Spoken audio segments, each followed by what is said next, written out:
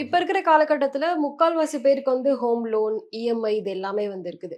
So இப்ப ஆக்சுவலா இது மட்டும் இல்லாம இன்ஃப்ளேஷன் ரேட்டுமே கூட வருஷம் வருஷம் நம்ம வந்து பார்த்துக்கிட்டு இருக்கோம். இது எல்லாத்தையுமே தாண்டி ஒரு ஒரு நபர் வந்து இப்ப இந்தியால இருக்கிறாரு அப்படின்னா, அவர் எவ்வளோ அமௌண்ட் சரி எவ்வளோ கார்பஸ் வந்து அவருக்கு தேவைப்படுது?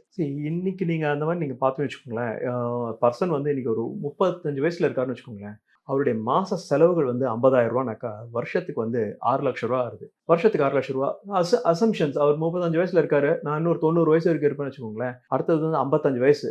55 வருஷம் யூ நீட் டூ ம். ஸ்பெண்ட். அந்த 55 வருஷத்துக்கு பார்த்தீங்கன்னு வச்சுக்கோங்களேன், கிட்டத்தட்ட 3.3 crores ஆர் 3.5 crores தேவைப்படும். இன்னைக்கு 3.3 crores, 3.5 crores இன்னைக்கு கையில இருக்குன்னு வச்சுக்கோங்களேன். Then you can comfortably you can retire. You can invest right now. Invest பண்ணிட்டு அதுலேருந்து அவர் வந்து எஸ்டபிள்யூபி வாங்கிட்டு கம்ஃபர்டபுளா you can lead life. But ப்ராக்டிக்கலா பார்த்தீங்கன்னு வச்சுக்கோங்களேன், அது நடக்காது சில விஷயத்துலலாம் வந்து. சில பேரால அது முடியாது. சில பேர் 60 வயசுல இருப்பாங்க. அவங்க வந்து இந்த நேரத்துல வந்து ரிட்டயர்மென்ட்க்கு வந்து நான் எவ்வளோ வேணும் அப்படின்னு கேட்டாங்கன்னா, அட்லீஸ்ட் அவங்களுக்கு 4லேருந்து 5 கோடியாவது வேணும். சில பேருக்குலாம் வந்து பார்த்தீங்கன்னா. அதே ஒரு 40 வயசுல இருக்கவர் வந்து நான் புதுசா ஆரம்பிக்கிறேன். ரிட்டயர்மென்ட் பெனிஃபிட்டுக்காக செலவு பண்ணணும்.